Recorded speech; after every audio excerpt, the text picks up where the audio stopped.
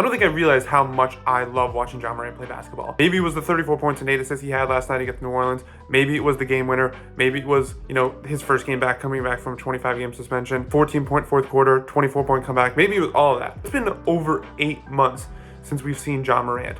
And in that time, the only stuff that's been talked about in regards to him has been off the court. It's been the stuff about the gun. So with all the conversation being about off the court, it's very easy, at least for me, to sort of forget what he can do on the court.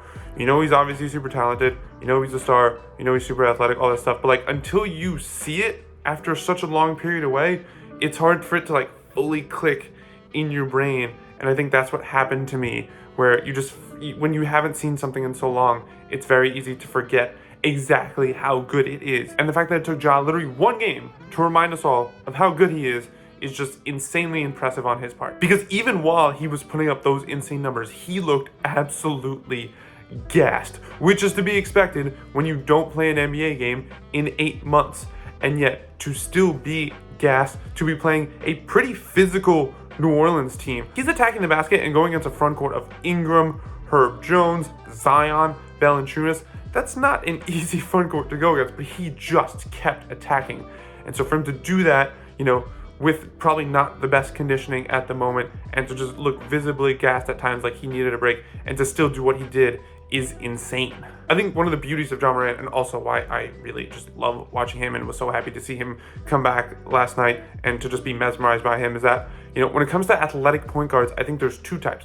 There's the sort of, acrobatic type of point guard. Think about the guys who could sort of maneuver around bigger guys and, contort their arms, spin the ball off the rim. Think of a Kyrie Irving in that sense. He's really good at it. The dexterity of it all.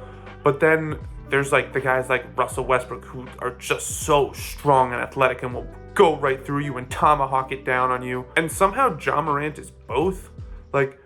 We've seen some of the dunks, like the one he had against Indiana last year, the one he had against Minnesota in the playoffs, where he just cocks it back and just punches it in. Doesn't just dunk it, he punches it in. But then there are other times where this dude just hangs in the air and is able to contort his arms every which way to find the right angle to lay the ball up. It is one of the most special players we've ever seen. People compare him to Westbrook. I don't think Westbrook had this kind of acrobatics. I think Russell Westbrook was gonna charge through you like a brick wall, and if it worked, it was great. You praised his aggressiveness, but if it didn't, you'd call him erratic. I don't think Ja Morant's erratic, at least not in a way that he can't get out of, because again, he can just contort his arms every which way, and also because he can hang in the air much longer than the average person. If you think of the top point guards in the NBA today, this season, you had Steph and Luka, obviously, but then SGA is making a low-key MVP case. Tyrese Halliburton's breaking out into a borderline superstar. And to think of that entire list, how that's 4 guys right there, 4 top-tier point guards, and that list didn't even include Ja Morant. Again, it's super easy to forget exactly how good Ja Morant is because of everything that's happened over the last 8 months, but Grizzlies were the number 2 seed last year. And so I don't say that to suggest that, now that Ja's back, the Grizzlies are going to go on a huge run, because they're still 6.5 games out of even just the last spot in the play-in tournament. So I don't know if there's enough time, especially when they're going to have to leapfrog teams like a Golden State as well. As we all know, the NBA is a star-driven league, and Ja Morant has been one of the stars driving this new era of basketball and this new era of Memphis basketball, and really sending a jolt into that small market where it's not just that they're good, because the grit and grind Grizzlies were good, but they're must-see TV.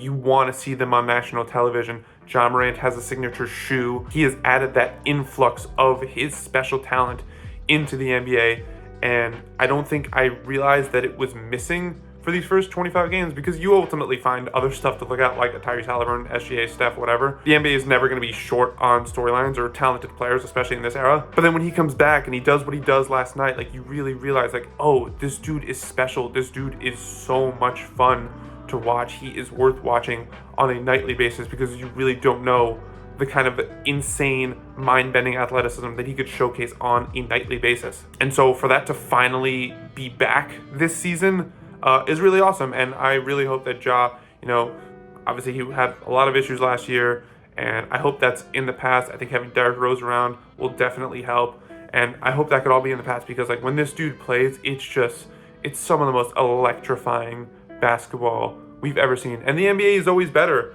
when it has guys like him doing their thing, especially when it brings so much attention to a small market. So really awesome to have him back.